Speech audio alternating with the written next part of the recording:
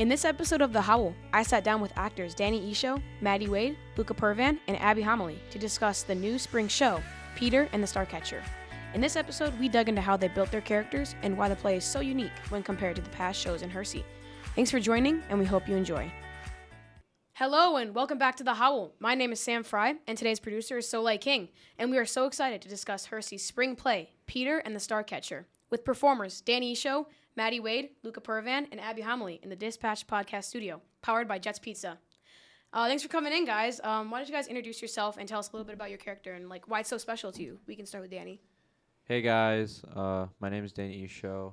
I'm in the production of Peter and the Starcatcher, and my role is Black Stash.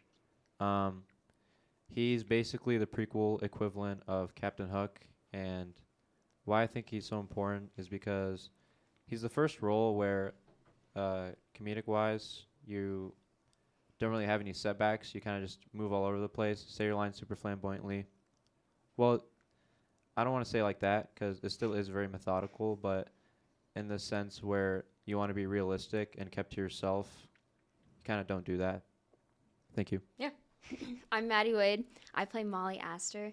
I think Molly Astor is really important, or at least why I really like her is because the beginning of the play she's pretty obnoxious. She's very childish and whiny, and she kind of grows and matures, and I really exploring that so that she's not just this annoying little girl who's trying to be more. She actually becomes it, which I think is really cool.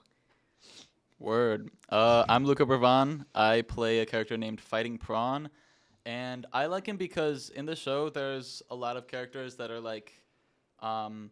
some are very far to the I'm silly, goofy side, and then there's I'm the serious character, and then I kind of fall in this weird in between spot with Prawn because he's got this whole tragic backstory, but and then it's also he kind of talks in. He uses a lot of exclamatives, but it's just Italian words. Pizza, pasta, paisan, and it's just okay, yeah. And it's been a really fun challenge trying to figure out who is this guy and why does he do everything that he does. I'm Abby Homoly, and right off the bat, I'd say this character is pretty cool because it's, last show for me and Luca. I don't know if you relate to that at all. No, absolutely. But it's also been my first really big personality character that I played in a while. Recently, the last couple of shows, I played a lot of silly but semi-realistic characters, and Mrs. Bumbrake is just an over-the-top nanny who talks in a ridiculous accent and is just being silly the whole time, which has been fun to explore. Yeah. All right. And second question is, what scene do you guys feel you particularly shine in, and where do you think your character is just at its best, and why do you think so? We can start whoever wants to go first. For me, it's definitely 210, the last scene.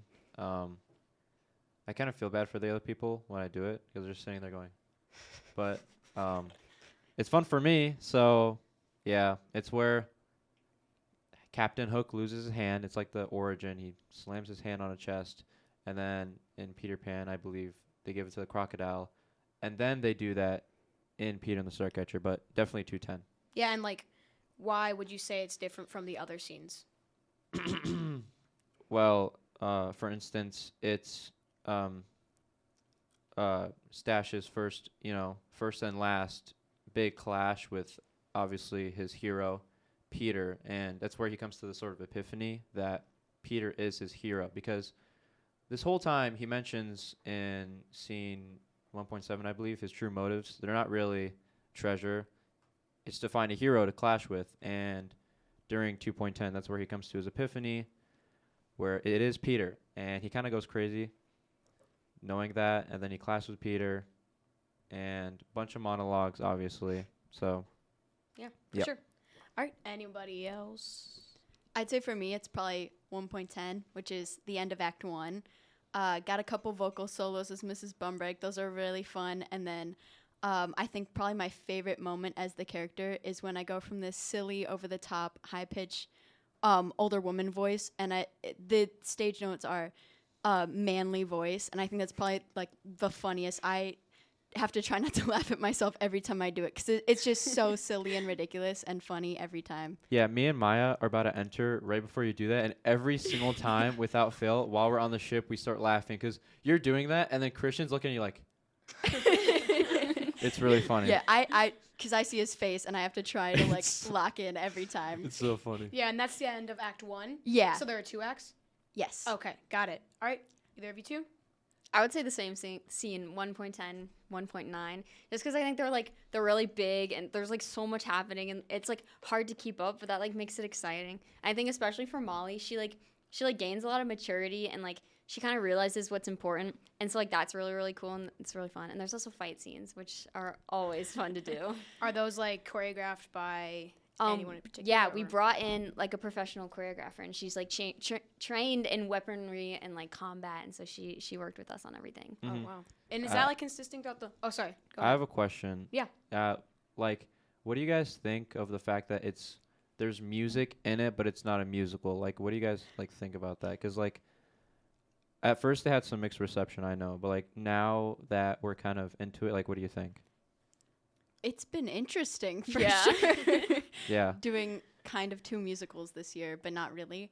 I would say I was definitely on the fence at first, but I think it's a really cool addition. I don't know what you guys think. I agree. At first, I was like, "This is weird. Like it's a play, not a musical." Yeah. But then I feel like as we worked on it and as it like came into the show, then it started being like, "Oh, like this makes sense." Like there's she shanties and stuff, and like, yeah, it does. I think it adds a lot, and it adds like drama, even though it is a play and not a musical.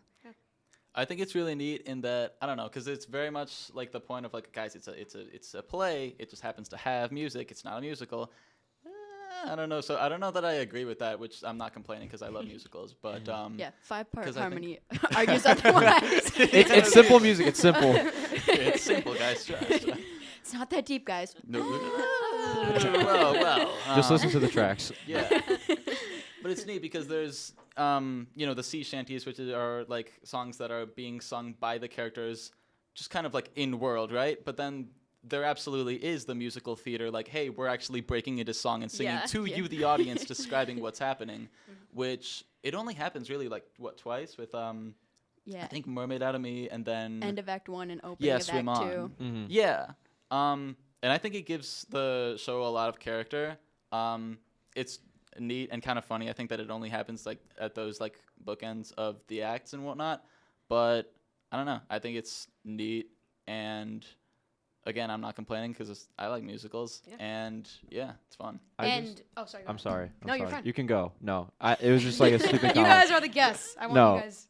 I just think that like I was thinking about it, like why they did that, because it's a play. They could have obviously just gone away without it, but like some of the scenes that they put the songs in, or like if you think about it, like how else would you portray like swimming like in like this like like thundering, like it's hard to portray, so they're just like, why not do it in a song? I don't know. That's just what I thought. Yeah, Sorry, that's Sam. true. It would Like be just- so hit or miss if you didn't have the music Yeah, with if it. you're Yeah. just Like, swimming in silence. could Like be- that's just awkward. Yeah. Yeah, and also Mermaid Out of Me, that opens Act 2. Mhm. yes. And I feel like that's a pretty good like opener, because it's like you guys are all mermaids, and like how else would you like Yeah. show Yeah. comedically that you Mhm. guys are like mermaids without like a funny kind of song, Mhm. right? And Yeah. you sing most of that, don't you? Yeah, it definitely wouldn't be as funny if it wasn't a song. I think, yeah, it would definitely wouldn't be as funny, and no really comments on that other than it just adds the charm.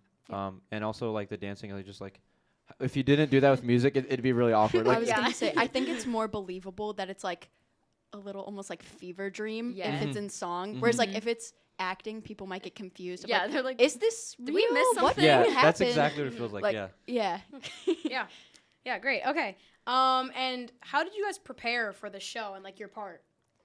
So, okay. So originally, my approach to most plays is just to read the script and find my own interpretation. But since this was the biggest role I've played, I decided I wanted to do it more justice by watching productions.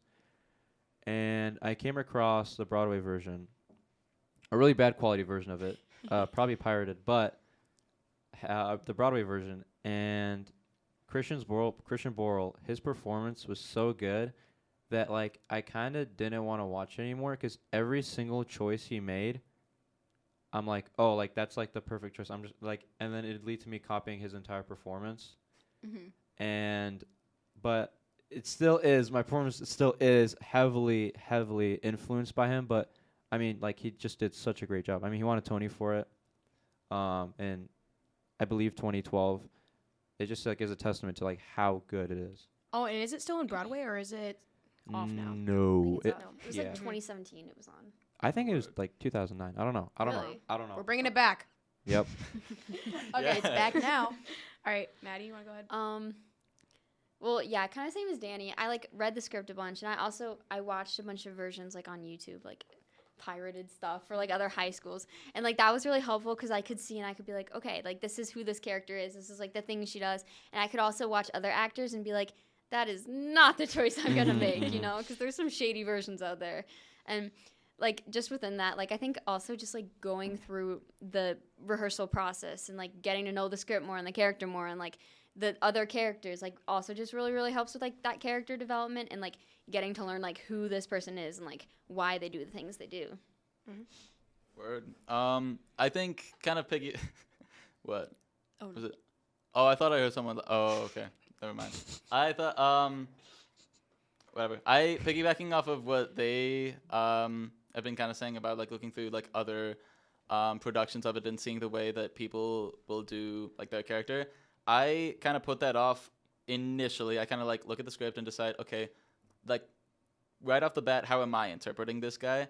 And then after that, I'll kind of decide, what do I like about this? What do I not like about this? And then I'll go and like watch other productions and see like, oh, that's an interesting. That actually works really nicely with this particular decision. And then similar to what Maddie said, there'll be like other renditions that's like, no, maybe not. And so it's kind of just been a melting pot of all of the above.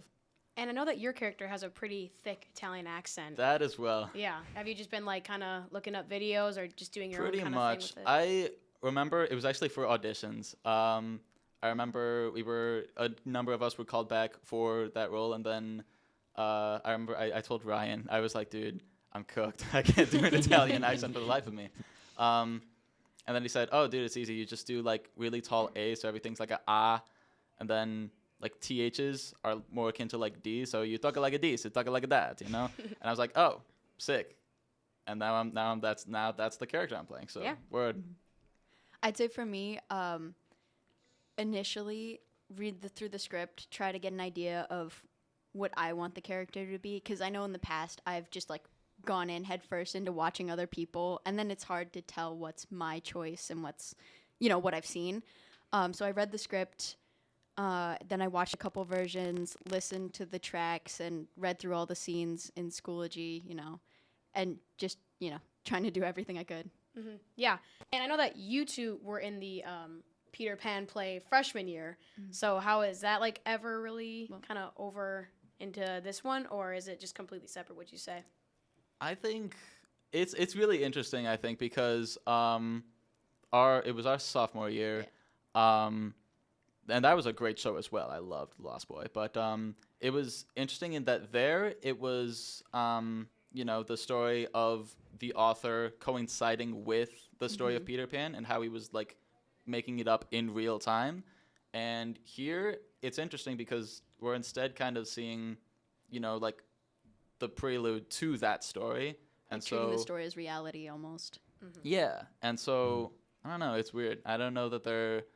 Because originally when she announced, like, oh, it's going to be Peter and the Starcatcher, I'm like, again? But it's very different. I would Very say. different. Yes. Like, I know 2 years ago when we did it, it was much more serious. Like, it had its charming, That fun too. moments, like beautiful moments, eye-catching moments, but it was more serious, and it was more so about the author of Peter Pan and his hardships and his journey as a person and how that related to Peter Pan. And this one is just like a fun bedtime story kind of thing where we're watching some kids, you know, figure out life as in a magical world. Yeah. I think that like with that, like in Peter and the Starcatcher, I think like what Luca was talking about earlier, where it's like comedy and then like seriousness, and then Luca's kind of just that nice middle point. I think like, I mean, I never saw Lost Boy. I wasn't in Lost Boy either, but like Peter and the Starcatcher is kind of like this like there's like this clear bridge, like the orphans or like these like serious people trying to like figure out life, these kids, you know, and then you go to like, let's say like the pirates, and it's just comedy, you know, Mhm. and then there's people like Luca who are kind of rogue and then go in the middle. I think that's really cool. And yeah, I would assume it is very different from Lost Boy, if it was very serious. And do you think it's like kind of difficult to balance out like, okay, so we have to be serious here, but there's also like a ton of jokes in the show. Like I know you kind of have a mix of that, you have a mix of that, and you two both have a mix of that. I would say it kind of lends itself based off the script. Like I don't know about you guys personally. I haven't had any trouble like determining what are the more serious moments and what are the sillier moments. Yeah, you kind of just feel it as it comes. Yeah, I feel like a lot of the moments where you're like, you are joking and it's like this big, bubbly, crazy thing, and then it goes serious, it's like, it's written really well that like you can like take a moment and be like, you know, just transition into it. So like, it is kind of hard at some point because like if you have like lasting like giggliness, like you can't have that if you're about to do like a serious thing. But like, I feel like for the most part, it is pretty okay. And I do think that that's part of the charm of the whole play is that there are like this huge range of big emotions from like sad to crazy, like, yeah. I think for me personally, it actually has been pretty hard because so the whole show, Black Stash is like huge character, like super big, playing super flamboyant, and then but there is moments where he is like serious and wants to explain like stuff, but when I go from super big to dramatic, it's hard for me to like find that, and I would go smaller and it would just come off as boring because it's like, oh, he was just like jumping all over the place and now he's talking about like what he wants as a villain, and it could come off as boring because they wouldn't be familiar with that. So it is definitely hard trying to be serious while also leaving an impact without coming off as boring. I was gonna say there are, to Abby's point as well, there's like definitely moments that it's like you can tell. So like here's like we're silly, here not so silly, and then there's definitely I think moments of that gray area where it's like how seriously am I supposed to be taken ? And it's like I don't know, like for example we actually have a scene where we like recognize each other Reunited after years. and it's like you wouldn't expect it because it's like this old lady and this like tribal king and it's just like, oh, Betty Bumbrick, it's you know, and it's just like it's this big silly thing. But then, you know, I'm talking about like my tragic backstory. I was like a slave like to the British and whatnot as a child. Yeah. And it's like, you know, these are moments that it's like pretty clearly on one side or the other. And then kind of the rest of it, I think, really is like, yeah, it's a difficult thing to like navigate how seriously you're trying to be taken, so to speak. Yeah, for sure. And how is this show like compared to the past shows in regards to like the characters that you guys play, and like it's here at Hersey or outside of Hersey if you guys have done like Community and stuff? Just go wherever. Compared to other shows, I guess if I want to speak personally, role-wise, I've always played like these like middle roles where they're like not too like big, but then like not too small either. But for this time, it was definitely an adjustment playing someone big. I don't mean that in like oh look, I got like a lead role, guys, look. Like it definitely was an adjustment, but otherwise like the type of character feels pretty much the same. Lots of big flamboyant villainy. So not too different, but not too similar at the same time. Yeah, I would agree with Danny on that first part. Where like when I initially got this role, I was like, okay, like this feels kind of overwhelming because there's a lot going on. There's a lot of aspects to the character, and I feel like in general, it's like kind of like the characters I've played in the past, but it's like totally like I was Rizzo in Grease, and that's like Molly Astor and Rizzo are like could not be more different. So, but there was also Orphan Train in between, so I don't feel like the adjustment was like too difficult, but I do think just like handling the role and jumping on top of it has been kind of hard just because it is so large and like yeah, it's a lot. It's a lot to handle, but it's gonna be worth it because I think the show is gonna be amazing. So it wasn't like what you had to adjust, but more like how much you had to adjust, like the size of it. Yeah, Not like no, definitely. what. Yeah, and even the things that came with the roles too, like that was also Yeah. really hard. I think hasn't been too big of an adjustment. I think over the course of my time here at Hersey, I especially like earlier on, like freshman sophomore year, I was landing pretty consistently like comedic roles, and granted, mostly comedic shows. My very first show here was an original sketch comedy, and since then it was kind of just like, okay, I'm a wacko silly dude. That's kind of what I do. And then it's been really nice to get able to like junior year especially, I think, branch out into like different types of, not just like straightforward comedy. I think honestly She Kills might have been like the first big, because that was like a funny show as well. She Kills but was it's like fun. She Kills. She We've Kills all was been in awesome. She Kills. We We've were all all in been in She She Kills. Kills. She Wow. Kills, yes. And for the people who don't know what that is, that's the one act last year, right? Yeah. Yes. Correct. She Kills Yes. Monsters. That was a killer show. That Brilliant was show. so good. I loved yeah. it. Student directed, right? Yes. Yes. Yes. Okay. That was like, I feel like a moment for all of us, where all of us like Right. sort of got it to step in the light a little Yeah. I mean, bit. it's like yeah. Definitely. all the leads. Yeah. Yes. Yeah. Yeah. You scored the lead as I know. Like, I'd never done a play or anything like that, so Really? yeah. Same here. yeah, that's Yeah. awesome. Awesome. Yeah. But I think that was definitely like a turning point in like, okay, so we're kind of learning to not just be goofs all the time. And so with that experience now, I think this role has been kind of like, I don't know, it makes sense, so to speak, because like, okay, there's that weird mix of silly and serious. And so I'm now kind of able to handle both simultaneously. It's not particularly easy, but it's something that I can figure out. Yeah.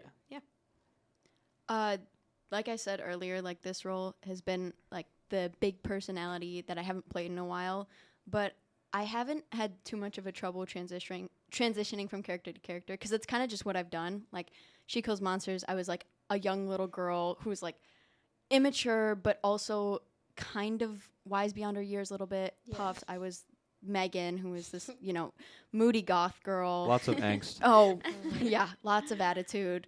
And then Grease, I was the innocent, I was Sandy, the innocent girl.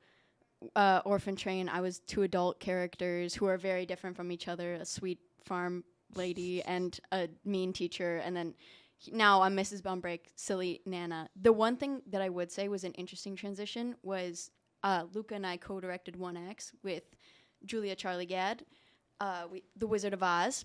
And that was an interesting transition, going from like being a leader for theater, like 100% of the time, even when I wasn't even at Hersey, just all in theater all the time, and then coming back down to, okay, I can breathe again, was an interesting transition. All right. And this is a question for you two. I know that you guys are seniors. Like, how do you feel like your experience in Hersey Theater in general has been, and how does it feel to be performing your final show in a couple weeks? We can start with Luca. I don't know that it's totally hit me yet, Yeah, no. if I'm going to be totally honest, because I think, and granted, I think I'm slow to get there in general, because it's like these big things will happen, like, oh, this is the end of an era, right? And then I'll be like, yeah, so it's, I guess. And then that day comes, it'll be like closing night. I'm like, oh my God, whoa. And then, yeah, so don't know that it's fully hit me, but I'm already thinking like, man, am I going to miss this? I'm going to miss this. Like, this has been, it's an awesome community just in general. And then, I don't know, guys. I like acting. Little known fact about me, Really? Who would have thought, You right? never do it. Wow. But yeah, I don't know. I'm just kind of like thinking like, I'm gonna miss it, and I'm gonna not think about it for now. Yeah. Oh my gosh, yeah. That's what, whenever someone asks me, I'm like, oh, we're not there yet. We're just taking it day by day.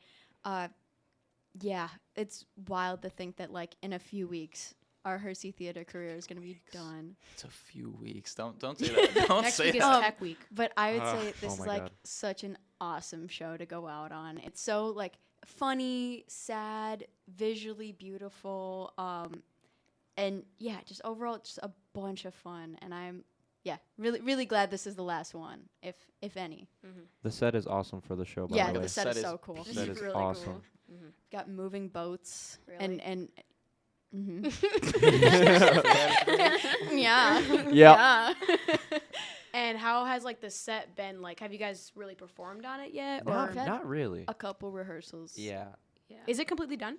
Not don't that I know. know Think so. of. I don't think so. Luca told me today that there's like been a couple renovations, but There are. I I saw don't- it inquired. There's like sails and there's like ropes and ladders. Did Oh, they I'm take so the excited. apron out I'm yet? so Do we know? excited. Yeah, Cool. they did. Okay. And they started building the platform down there. And there is going to be a slide. There is a Slide. slide. Yes. Slide Eventually. and the little front part of the stage is going to be lowered so we can walk in there. no. The pit. Oh, I get to has ride not an been electric lowered. scooter Incredible. down there with Christian. Wait, I'm so excited. really?